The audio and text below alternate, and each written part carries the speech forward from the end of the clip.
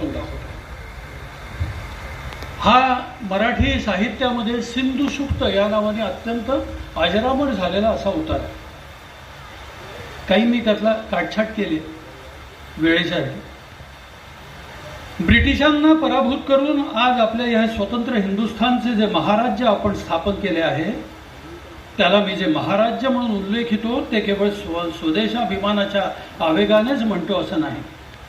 England, France, Germany, Spain, Portugal, Italy, Switzerland अर्ध्या अधिक युरोपातील आजची सारी राष्ट्र एकत्र केली तरी त्या भूक्षेत्राहूनही अधिक विस्तृत असलेला प्रदेश ह्या आपल्या स्वतंत्र महाराज्याच्या चतुःसीमेत सामावलेला आहे.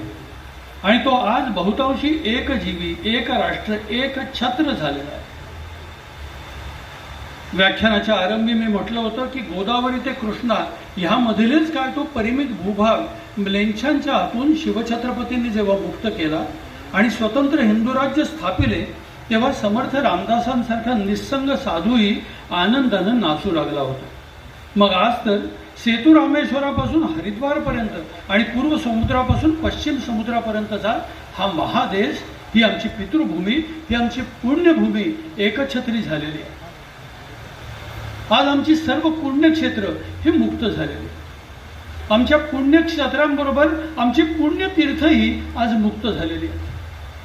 प्रत्येक स्नानाच्या वेळेला गंगेच्या, यमुनेच्या व गोदावरी, सरस्वती, नर्मदे, सिंधू, कावेरी जलेस्मिन सिन्निधिं कुरु असं म्हणणारे आम्ही ह्या सगळ्या श्लोकात असलेली कावेरी मुक्त झाली, गंगा, यमुना, गोदावरी, सरस्वती, नर्मदा ही मुक्त झाली. पण ह्या पुण्यसरितामध्ये ही सिंधू कुठे आहे? सिंधू आहे कुठे? हाय ह्या पुण्यसरितातील पुण्यतम सरिता जी सिंधू, ती मात्र अद्याप आमच्या या महाराज्यात सामावलेली नाही. सिंधू आम्हास आजही अंतरलेलीच आहे. काय म्हणता? सिंधूस विसरू? तिचं नाव आता मंत्रातून गाळून टाकू आणि तो तुमचा स्नानाचा मंत्र यापुढे अर्धाच म्हणू? नाहीतर अमके सोमे गोमे आमच्यावर रागावतील, आमचा द्वेष करू लागतील आणि म्हणून आम्ही सिंधूचा संबंध सोडू. छे छे, सारं जग जरी आमचा द्वेष करू लागलं आणि साऱ्या जगाचा जरी आम्हाला द्वेष करावा लागला तरी सिंधूचा संबंध आम्ही सोडणार नाही, तोडणार नाही. सिंधूच आम्ही कसे विसरू? सिंधू वाचून हिंदू, अर्थ वाचून शब्द, प्राण वाचून कुडी. अशक्य, अशक्य.